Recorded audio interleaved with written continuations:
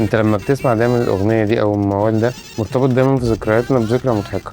بس لما محمد سعد غنى وقال كتكوت ضعيف الجناح والدنيا غدرت بيه، دي اصلا حاجه مش كوميديه، غنوه بكت الملايين.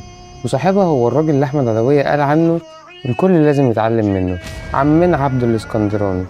لكن الصدمه ان الراجل ده ولا هو اسكندراني ولا بدأ مطرب اصلا. والاغرب ان حكايته وحكايه استاذه هما الصندوق الاسود لتاريخ الموال المصري. انا محمد، دي حلقة جديدة من كوكتيل. خش بالانترو.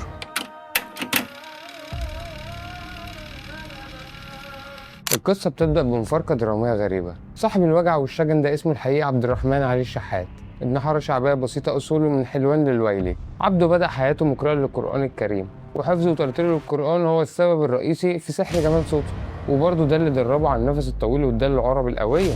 لكن هواية الفن والسهر شدته ودخل عالم الأفراح الشعبية، وحي امبابة تحديدا كان ليه الفضل الأول بعد ربنا طبعا في صناعة أسطورته. ولما صوته سمع في عروس البحر الأبيض أهل اسكندرية اعتبروه واحد منهم، حتى سموه عبده الاسكندراني، ومن ساعتها الاسم لزق فيه لحد ما مات.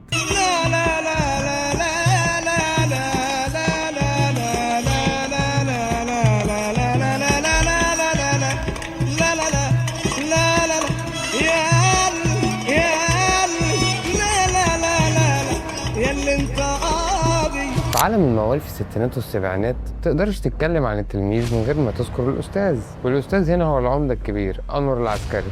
وكان ليه قصة غريبة قوي. أنور العسكري ده كان شرطي في الستينات، كان ينزل باللبس الميري مكان خدمته، يصادف إن في فرح قريب في الشارع بينه وبين مكان الخدمة بتاعته قريب، يستأذن الناس إنه يطلع يغني على المسرح ببلاش بالبدلة الميري بالبدلة الميري. ومن ساعتها أطلقوا عليه أنور العسكري. الراجل ده كان شغال مكواجي بسيط عشان يعين نفسه على المعيشة، وبدأ حياته وهو واخد أسطورة الخمسينات قدوة ليه، وهو محمد عبد الجليل. وصوته طبعا سمع لدرجة إن المخرج فايز حلاوة كلمه عشان يشترك بأغنية بسيطة في مسرحية قهوة التوتة. العسكري أسس في مصر أكبر مدرسة للموال الشعبي، تخرج منها ناس كتير زي عبد الباسط حمودة، شعبان عبد الرحيم، عبد الاسكندراني. يا معلم الصبر امتى الصبر علمته، هو كان ناقص علام لما جيت تنسى وكملته، وفي المكان الامتحان وكم في المية مجموعته.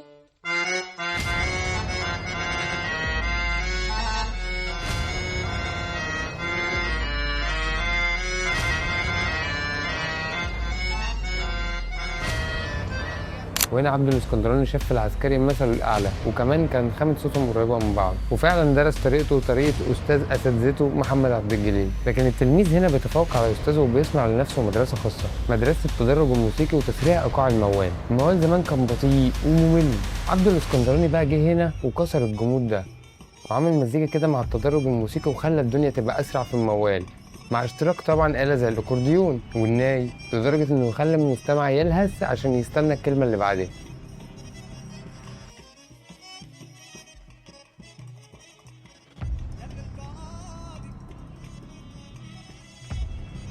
نيجي بقى لنقل عبده الاسكندراني للقمة والمجد، وهنا بتكلم عن موال سجن الغرام، أو زي ما ناس تانية بتقول مظلوم يا سجن. الموال ده كان بيعبر عن قيم افتقدناها، حكمة، أصول، عتاب رقيق، وفي المقابل ندالة، خيانة. الموال ده سمع لدرجة إن محمد رشدي بنفسه كلم عبده الاسكندراني عشان يلهمه قبل ما يستعد ويدخل في ملحمة أدهم الشرقاوي. وهنا بنكشف سر الأول مرة. الراوي فاجئ عبده الاسكندراني وأهداله شريط مسجل أستاذه محمد عبد الجليل. عبده الاسكندراني هنا أول ما سمع الشريط ذهل، ونزل بعد فترة بألبومه الشهير سلالم السجن.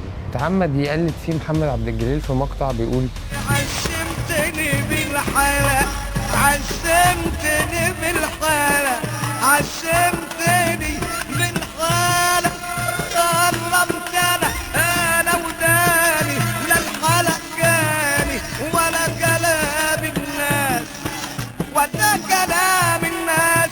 المستمع لواحد زي عبده الاسكندراني بيحس انه قاعد مع رجل حكيم بيطلع عليه الحكمه والاصول، ولان فنه فعلا حقيقي لسه موجود لحد النهارده عايش. بقى سلطان قال قبل كده ان اخوه كان بيوصف صوته بانه شبه صوت عبده الاسكندراني، واحمد عدويه بنفسه طلع قبل كده في لقاء مع عمرو الليثي وقال لازم الكل يستمع لمواويل عبده الاسكندراني. وزي ما كملت الدنيا شجن باغاني كتير زي سامحني يابا، اليتيم، الكيف، وعاش ومات عبده الاسكندراني وهو ابن بلد، ورحل في صمت عن عالمنا في 2008، وساب فعلا تراث غني. يعني يا ريت وزارة الثقافة تعيد إحيائه في الأوبرا عشان نستعيد من خلالها أخلاق الموال الشعبي. رحم الله عمدة الموال. يا مدعي الكبر هو الكبر علمنا، يا مدعي الكبر هو الكبر علمين.